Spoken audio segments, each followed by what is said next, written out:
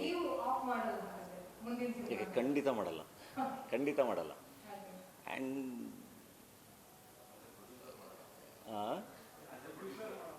ಅಲ್ಲ, ಆ್ಯಕ್ಟ್ರಾಗಿನೂ ಮಾಡೋಕ್ಕಾಗಲ್ಲ. ಹೆಂಗೆ ಮಾಡೋಕ್ಕಾಗುತ್ತೆ?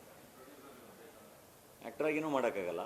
ಆ್ಯಂಡ್ ಅಪೋಸಿಷನ್ ಅದೇನೋ ಒಂದು ನಡೀತಾ ಇರ್ತದಲ್ಲ, ಏನೂ ಮಾಡೋಕ್ಕಾಗಲ್ಲ. ಅದೊಂದು ಇವಾಗ ಯುದ್ಧದ ಥರ ಆಗಿದೆ ಸಿನಿಮಾ ಮಾಡೋದು.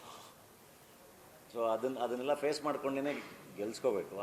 ಒಂದು ಪ್ರೇಕ್ಷಕನಿಗೆ ಸಿನಿಮಾ ನಾವು ಭಾಳ ಚೆನ್ನಾಗಿ ತಲುಪ್ಸೋಕ್ಕಾದ್ರೆ, ಅವರು ಥಿಯೇಟ್ರಿಗೆ ಬಂದಾಗ ಅವ್ರಿಗೆ ಒಳ್ಳೆ ಎಂಟರ್ಟೈನ್ಮೆಂಟು, ಅವ್ರಿಗೊಂದು ಎಕ್ಸ್ಪೀರಿಯನ್ಸ್ ದಾಟ್ಸೋಕ್ಕಾದ್ರೆ ಐ ಥಿಂಕ್ ಆ ಸಿನಿಮಾನ ಯಾರೂ ತಡೆಯೋಕ್ಕಾಗಲ್ಲ.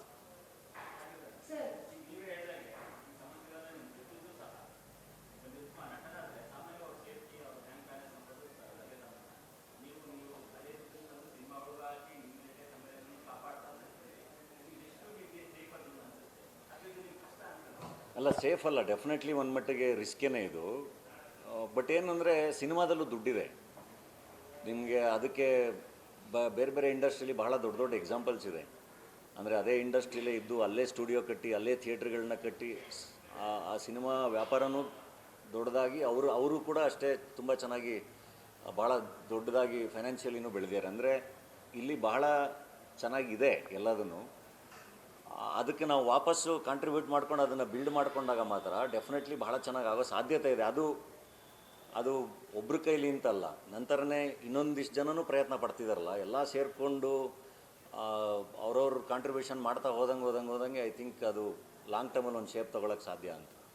ರಾತ್ರಿ ಏನೂ ಚೇಂಜ್ ಆಗಲ್ಲ, ಚೇಂಜ್ ಮಾಡೋಕ್ಕಾಗಲ್ಲ.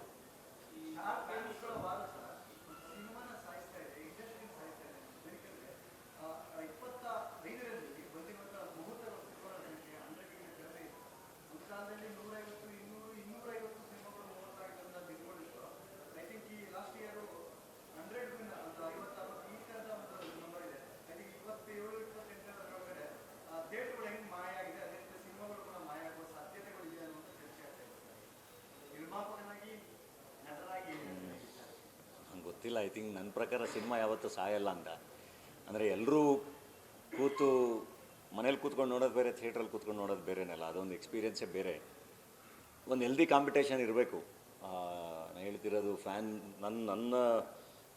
ನನಗೆ ಈ ಹೀರೋ ಇಷ್ಟ, ಅವ್ರ ಸಿನಿಮಾ ಚೆನ್ನಾಗಿದೆ, ನನಗೆ ಈ ಹೀರೋ ಇಷ್ಟ ಅಥವಾ ಈ ಡೈರೆಕ್ಟರ್ ಇಷ್ಟ, ಅವ್ರ ಸಿನಿಮಾ ಚೆನ್ನಾಗಿದೆ ಅನ್ನೋದರಲ್ಲಿ ಐ ಡೋಂಟ್ ಥಿಂಕ್ ಅದರಲ್ಲೇನು ತಪ್ಪಿಲ್ಲ. ಒಂದು ಹೆಲ್ದಿ ಕಾಂಪಿಟೇಷನ್. ಬಟ್ ಆ ಪದಗಳೇ ಇಲ್ವಲ್ಲ ಇವಾಗ ಪದಗಳಿರೋದೇ ವಾರ್ ರೂಮು, ಕಾಂಪಿಟೇಷನ್ ಪದ ಎಲ್ಲಿದೆ? ಅದರಲ್ಲೂ ಹೆಲ್ದಿ ಕಾಂಪಿಟೇಷನ್ ಅದು ಎಲ್ಲ ಸ್ಕೂಲ್ಗೆ ಮರೆತೋಯ್ತು. ಸ್ಪೋರ್ಟ್ಸ್ಮೆನ್ಶಿಪ್ ಅಂತೀವಿ, ಎಲ್ಲಿದೆ ಅದು?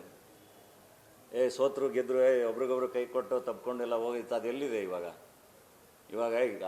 ಅವ್ನು ಗೆದ್ನ, ಅವ್ನು ಸೋತ್ನ, ನಮ್ಮ ಅದೇನೋ ಹೋಗ್ತಾ ಇರೋದು ಹಿಂಗೆ, ಅದೇನೋ ಬೇರೆ ನಡೀತಾ ಇದೆ. ಸೊ ಇದ್ರ ಮಧ್ಯೆ ನಾನೇನು ಆನ್ಸರ್ ಮಾಡೋಕ್ಕಾಗುತ್ತೆ? ನಂದು ಎಲ್ಲದು ಬರೀ ಆಶಯ ಅಷ್ಟೇ. ಹಿಂಗಿದ್ರೆ ಚೆನ್ನಾಗಿರುತ್ತೆ, ಹಿಂಗಿದ್ರೆ ಯಾಕಂದರೆ our childhood was very good. ಬಹಳ ಅಂದರೆ ಬಹಳ ಚೆನ್ನಾಗಿತ್ತು, ಎಲ್ಲವೂ ಭಾಳ ಚೆನ್ನಾಗಿತ್ತು.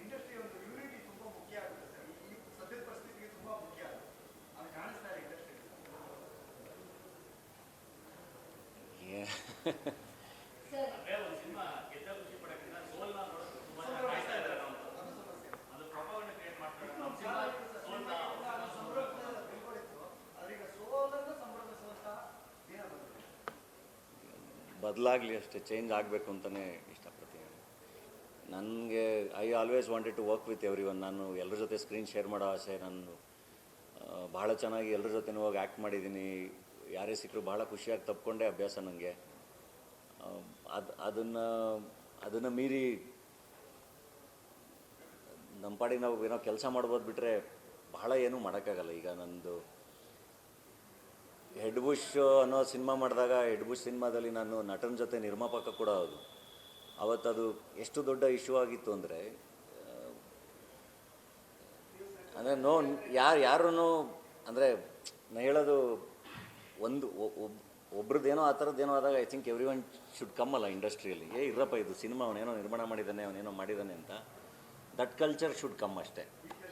ಅದು ಯಾರದೇ ಆದ್ರೂ ಎಲ್ಲರೂ ಬಂದು ನಿಂತ್ಕೋಬೇಕಲ್ಲ. ಇರಪ್ಪ ಇದು ನಮ್ಮ ಇಂಡಸ್ಟ್ರಿ, ಅವನೇನೋ ಸಿನಿಮಾ ಮಾಡಿದ್ದಾನೆ, ಏನೋ ಓಕೆ ಅದೇನೋ ಅನಿಸಿರ್ಬೋದು ನಿಮಗೆ, ಹಂಗಾಗಿಲ್ಲ ಅಂತ ಒಬ್ಬ ಧನಂಜಯ ಹಿಂಗಾದಾಗ ಬರೋಂಗೆ, ಅಥವಾ ಇನ್ನೊಬ್ರಿಗಾದಾಗ ಧನಂಜಯ ಹೋಗಂಗೆ, ಹಂಗೇನೋ ಆಗಬೇಕದು. ಆಗುತ್ತೆ. ಎಲ್ಲರೂ ಟೈಮ್ ಬೇಕು.